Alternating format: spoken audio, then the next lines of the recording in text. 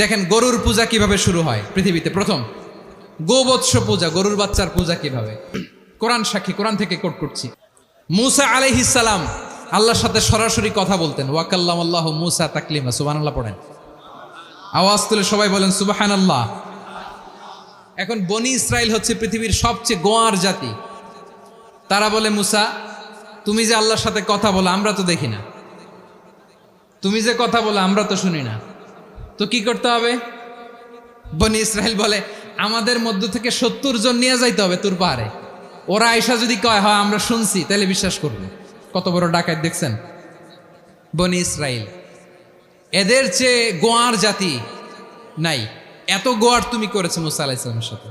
তুমি যে আল্লাহর সাথে কথা বলে আমরা তো দেখি, কি করব? 70 জন আমাদের বন্ধু বান্ধব যে যদি দেখে তারা বললে ওকে আস, 70 জন আস। 70 জন নিয়ে গেল। মুসা আলাইহিস সালাম হারুন আলাইহিস সালামকে খেলাফা দিয়ে গেলেন, আল্লাহ ওনাকে নবী বানালেন।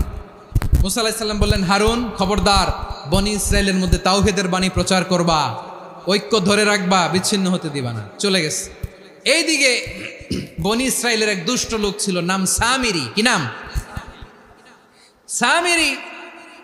সে সবাইরে বলল তোমাদের স্বর্ণগুলো ফালাও।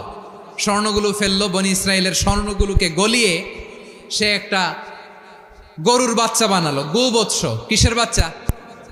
দেখেন গরুর পূজা কিভাবে শুরু হয় পৃথিবীতে প্রথম। গোবৎস পূজা, গরুর বাচ্চার পূজা কিভাবে। সে স্বর্ণ গলি গরুর বাচ্চা করে জিবরাইল আলাইহিস সালাম যে জমিনে এসেছিলেন, ওই ফেরেশতার পায়ের নিচের একটু মাটি সে বুদ্ধি করে প্যাকেটে রেখে দিছিল। সে গরুর বাচ্চা বানায় স্বর্ণ দিয়ে গলিয়ে ওই মাটি এটার মধ্যে ঢুকাই দিছে ভেলকি দেওয়ার জন্য। স্বর্ণ দিয়ে বানানো গোবৎস গরুর বাচ্চার গায়ে যখন সেই মাটি ছুঁড়ে দেয়া হলো, এখন বাছুরের ভেতর থেকে ভ্যাঁ ভ্যাঁ আওয়াজ আসতেছে। কি আসতেছে? সবাই তো অবাক। সামিরি বলে, আরে তোমরা যে 70 জন দিয়ে মুসা আলাইহিস সালামরে পাঠাইছো, ওইদিকে এত ঘুরতেছে, আল্লাহরে খুঁজে পায় না, আল্লাহ তো এটার ভিতরে ঢুকছে। নাউজুবিল্লাহ বলবেন না? তোমরা যে 70 জন দিয়ে পাঠাইলা, 70 জন নিয়ে মুসা আলাইহিস সালাম খালি ঘুরতেছে, আল্লাহরে পায় না। পাবে কেমনে? আল্লাহ তো, নাউজুবিল্লাহ, এটার ভিতরে সেজদা দাও। এই সেজদা দিয়ে গেল। আল্লাহর নবী হারুন আলাইহিস সালাম বললেন, খবরদার, এটা সুস্পষ্ট শিরক। আল্লাহ সব গুনাহ মাফ করে, শিরকের গুনাহ মাফ করে না। খবরদার, তোমরা থামো। কে শোনে কার কথা? এই যে যেমন এখন আপনারা আমার কথা শুনতেছেন না? শুনতেছেন? হারুন আলাইহিস সালাম বললেন, খবরদার, এই শিরকি কাজে তোমরা সংযুক্ত হয়ো না। তোমাদেরকে কি মনে নাই আমার ভাই মুসা আলাইহিস সালাম কি বলছে? আল্লাহ শিরক মাফ করে না। খবরদার, শিরক করো না, আল্লাহরে ভয় করো। হারুন আলাইহিস সালাম তাদেরকে বুঝালেন, শিরক করো না, আল্লাহরে ভয় করো।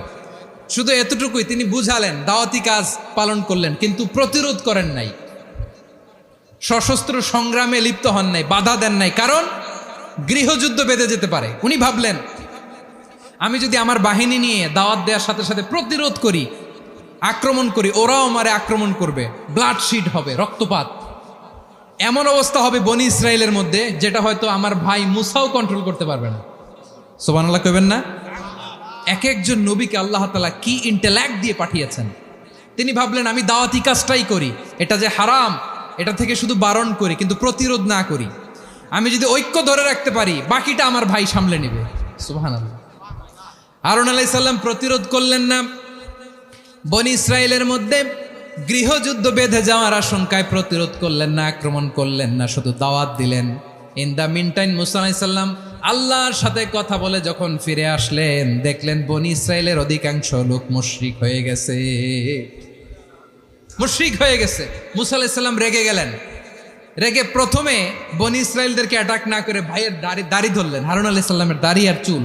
মেজাজি নবী ছিলেন। হারুন, তুমি কি করলা? তোমার কি দায়িত্ব দিয়ে গেলাম, তুমি কি করলা? তুমি থাকতে বনি ইসরাইল কেমন করে শিরকের কাজে নিমজ্জিত হয়ে যায়? সাইয়েদনা হারুন আলাইহিস সালাম বললেন, ইন্নী